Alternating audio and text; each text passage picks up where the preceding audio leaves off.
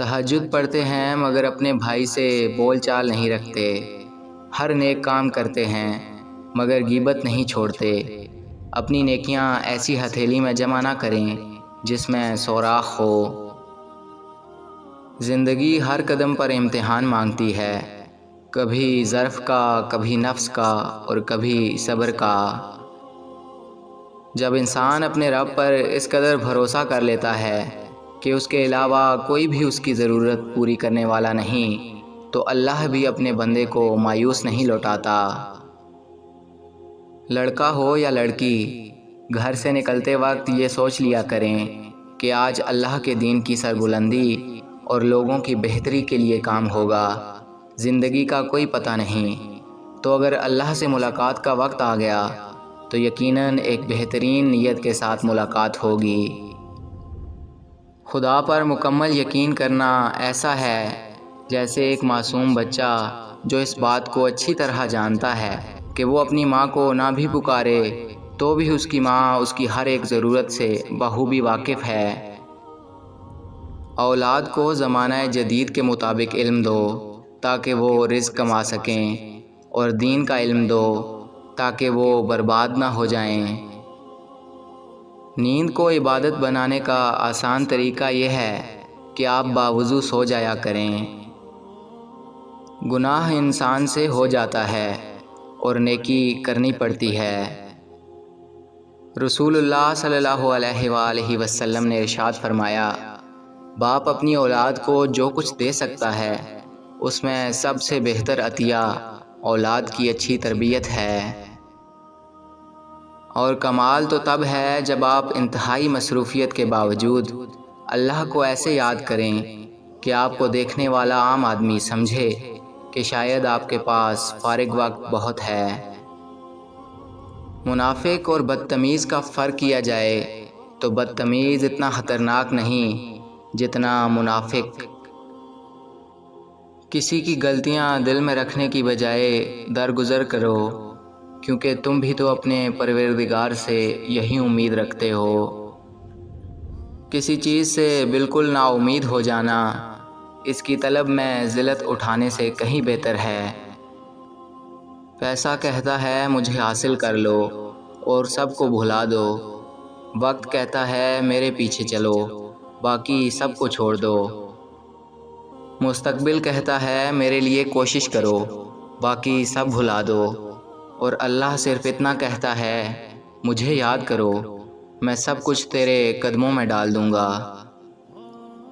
اللہ کی قربت کا بہترین راستہ عاجزی ہے۔ ایک میٹھا بول خیرات سے بہتر ہے۔ درخت اپنے پھل سے اور انسان اپنے قول و فعل سے پہچانا جاتا ہے۔ قرآن مجید پر سوچ بچار کرنے والا شخص جب بات کرتا ہے تو وہ بات کئی سالوں کے تجربے سے زیادہ وزن رکھتی ہے۔ کسی ایسے شخص سے بات کر کے دیکھ لیں۔ انسان جب اچھا سوچتا ہے تو اللہ خود ہی راستے بنا دیتا ہے اور مشکلیں آسان کر دیتا ہے۔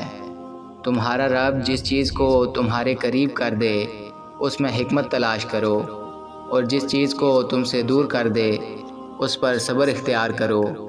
اللہ کے فیصلوں کو سمجھنا انسان کی عقل سے بالا تر ہے۔ کبھی کبھی انسان بہت بے بس ہو جاتا ہے، چاہ کر بھی اسے خاموش رہنا پڑتا ہے۔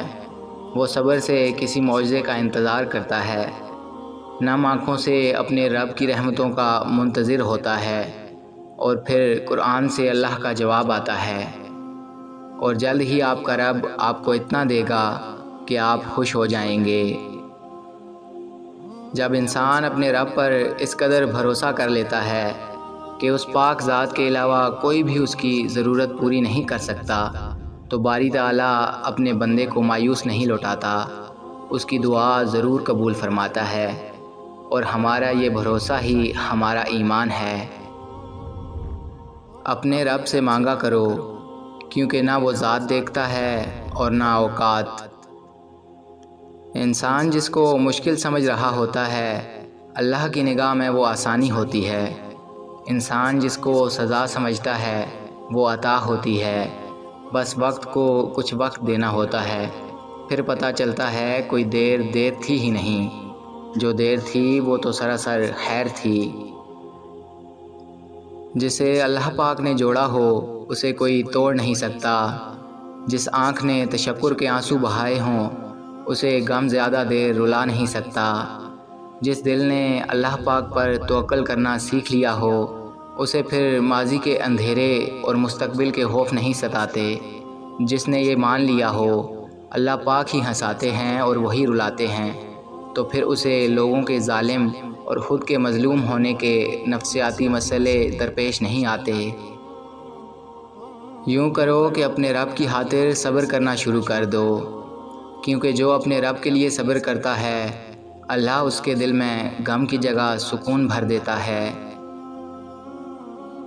کوئی چھوڑتا نہیں آپ کو، بس اللہ کو کچھ لوگ مزید پسند ہی نہیں ہوتے کہ آپ کے ساتھ رہیں، کیونکہ وہ آپ کو گمراہی میں لے جا رہے ہوتے ہیں۔ سو ایسوں کے لیے خود کو مزید پریشان نہیں کرنا چاہیے، بلکہ اللہ کا شکر ادا کرنا چاہیے کہ اس نے رسوائی اور امتحان اور آزمائش سے بچا لیا۔ بس سب کی ہدایت کی دعا کرنی چاہیے۔